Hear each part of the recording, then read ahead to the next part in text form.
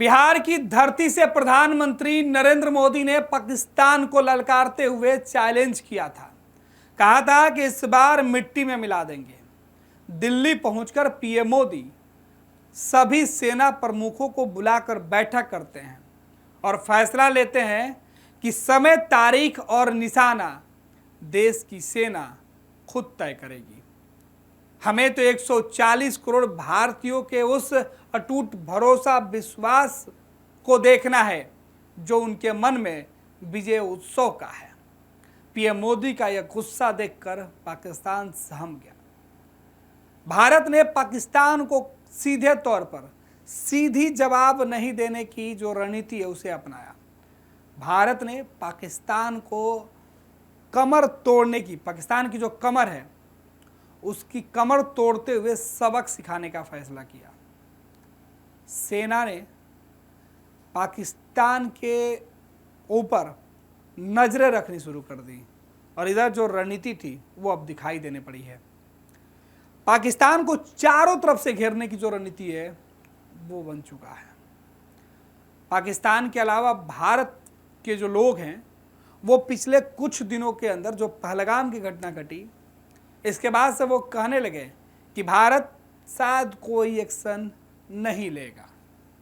लेकिन पाकिस्तान के मंसूबों पर सीधे तौर पर भारत ने अब जो है वो एक्शन लेते हुए दिखाई पड़ रहा है।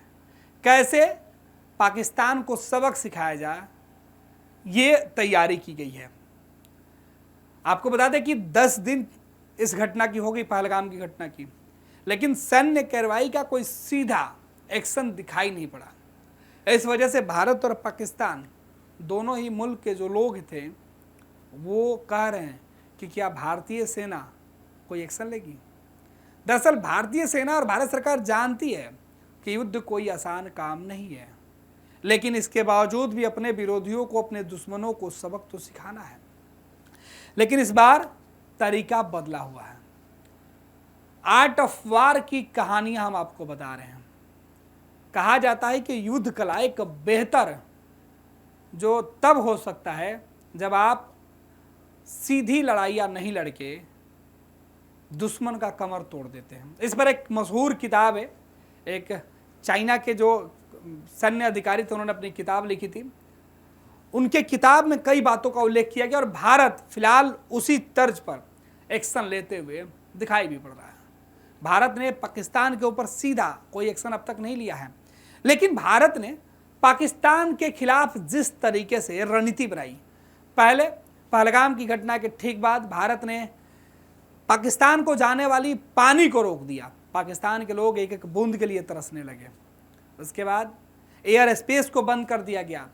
बॉर्डर जो अटारी बॉर्डर है उसे बंद कर दिया गया।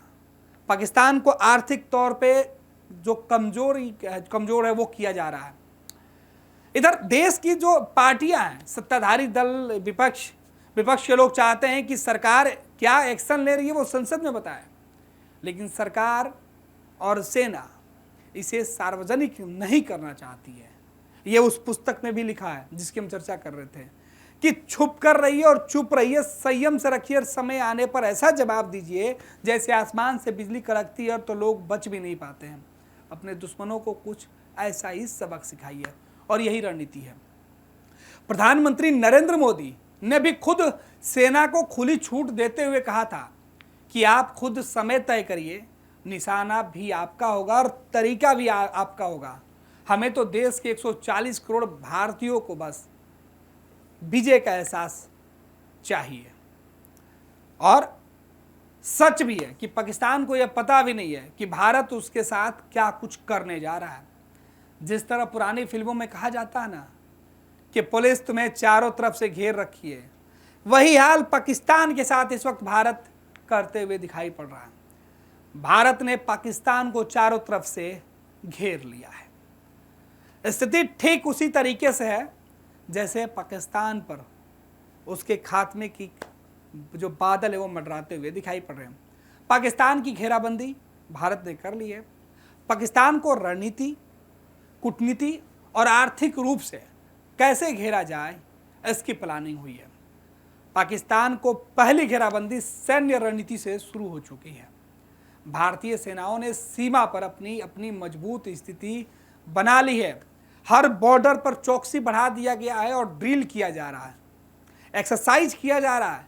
सैन्य अधिकारी अपने आप को बता रहे हैं कि वो किस तरीके से किसी भी वक्त बड़ा एक्शन ले सकते हैं। इधर एयरफोर्स भी अपने तमाम एयरक्राफ्ट को लेकर तैयार है।